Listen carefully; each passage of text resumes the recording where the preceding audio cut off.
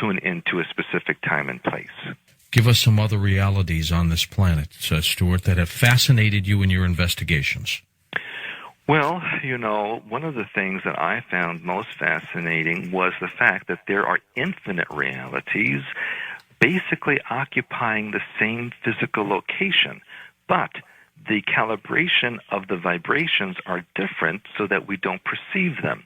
It's kind of like a radio. You can tune the dial just a little bit at a time and get a completely different station, yet it's coming from the same radio. And that's what reality is like. If you can tune into a different frequency, you can see an entirely different vibration. So that there are realities where Earth is very different. There are realities where the reptilians never got here. There are realities where the Atlantean civilization stayed intact. There are realities where the Nazis won the war and took over the world. Every possibility exists. So whatever you can possibly think of or conceive of exists somewhere in creation. You know what fascinates me about everything you've said tonight, Stuart, was the fact that the people may have construed the reptilians who went underground as being devils and hell in that entire episode. I mean, I find that to be absolutely fantastic and fascinating. Well, everyone finds different aspects of this information just for whatever reason that individual likes. But, for me, what I'd like to get across is that despite all of this, there's still hope. And that is, if we regain control of our own minds individually, then the control system would disappear. All right, I'm sorry, go ahead. I think people need to realize that it's not hopeless. It's not a one-way street. We can reverse this if we take control of ourselves. But we have to do it in mass. We can't do it in small numbers, can we? That's true, but we need to start individually. And that's why I do the work that I do with the language of hyperspace and opening DNA and visualizations so that we can reintegrate the mind and then recreate our reality. You and Richard Hoagland need to get together when you talk about hyperspace. Well, we should all get together and change the way things are. Now tell me, what do you talk about at some of these conferences you go to? Well, I like to start out with what I call language of hyperspace, which is color, tone, and archetype, which I describe as the language of God-mind. All thought, if you could see the energy of thought, would have a color, a symbol, and a vibration or tone to it. If you learn how to connect them and like a sentence, if you will, you can create whatever it is that you want in physical reality. And I teach how to open DNA. I use color therapy. And in fact, for your listeners, on my website, I have a free ebook that they can download on color therapy. This is particularly the color brown that they can use and try for themselves.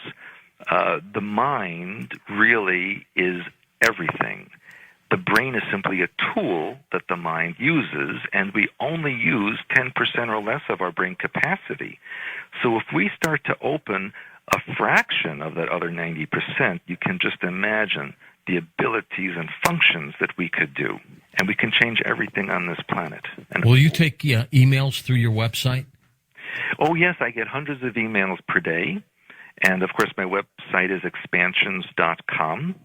And those of you who go on there, you'll see my phone number, my fax, and you can even, this Q&A, I answer all questions. I have daily news that I post. It's very comprehensive. Okay, well, I got to tell you, Stuart, keep up the good work. Let's take phone calls next hour with people of everything you've investigated, the Montauk Project, the Reptilian Agenda, the mind control. Is there one facet there that just fascinates you more than the next? Well, what I have been doing a lot of in the last few years is deprogramming work, which is to undo the mind control that the government has imposed on people. And I work with people all over the world to help them deprogram from this pervasive system. And I find that is the most important work to do right now.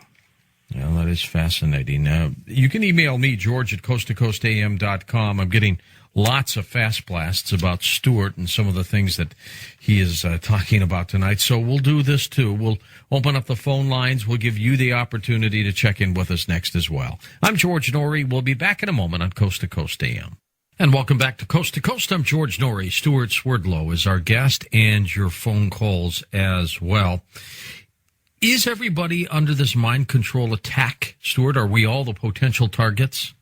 At this point, 100% of the Earth is targeted, and everyone has some form of mind control within their brains. But there's about 5% of the population that has specific programming, which means they have very deep functions. And we see this sometimes in people who are shooters, vigilante programming, stalkers. There's many, many different types of programs out there. Some could be pure evil, though, Stuart. Some of these people could be committing these crimes of horror on their own, don't you think? Well, that is also true. But if you notice, in this last 50 years, there's been a very high percentage of these kinds of crimes out there, especially ritualistic murders, serial killers, and this is a side effect or actually a direct caused by the mind control and programming. To the phones we go, east of the Rockies. You're on the air with us on Coast to Coast. Hi there. Hi, this is Josh from Columbus, Ohio. How you doing tonight? Good, Josh. Thanks for calling. Hey, no problem. I had a question for Stuart. I'm a very religious, spiritual person, and I actually happen to sort of agree with what you're saying. I actually believe that Yahweh or Yahweh, the God of Abraham, Isaac, and Jacob, I actually think this might be the God of the humans, the Atlanteans. And what you're saying about the reptilians, it just speaks to me because what do we hear about Satan? The first thing, what is he? He's the snake, the reptilian in the Garden of Eden. The beast at the end of times in the book of Revelation is the dragon. So I'm very curious to see whether you believe that maybe there is some sort of connection between, Judeo-Christian beliefs in the creator God, who would maybe our God, the human God, versus the reptilian God, who may be Satan. And I'll take the answer off air. Thank you. Okay, Josh, go ahead. You can elaborate, Stuart. Thank you. Well, let me just start out by saying there's only one God. There's not God of humans and God of reptilians. There's only one God, or I call God mind, that creates all of existence. What we see in the Bible as far as the gods of the ancient Hebrews, they were alien beings. They were beings who directed humanity in a certain direction. They also genetically manipulated. They talk about taking the daughters of the sons of man as wives, etc. This is a hybridization program that we're seeing here, and the God mentioned in the Bible, especially in the Old Testament, is none other than alien beings.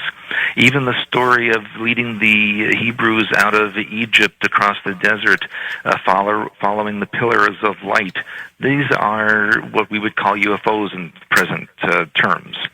As far as the reptilians are concerned, they worship what, from a religious perspective, would be called demonic entities, but from my perspective, I call it entities from lower astral layers of existence. These are non-physical beings who manipulate society and people from the astral planes, and there is such a thing as connecting to the mind, what is called possession, and the reptilians worship them. Ultimately, if we go back far enough, there is only one God mind, there's only one creator, and even in the Bible it says that Satan only has the power that God gives him, or it.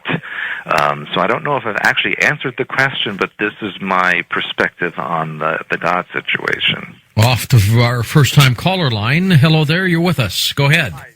This is Peter from Long Beach. My question to you is, if there is still a God and things like that, what happens when we die? What happens with the reptilians when they die? Do we still go to the same place, or do we go to a different place? And I also want to talk about a little bit about resurrection, such as or a person who is faking their death and coming back, such as like Machiavelli. And there's the last thing I want to ask is, what about homosexuality?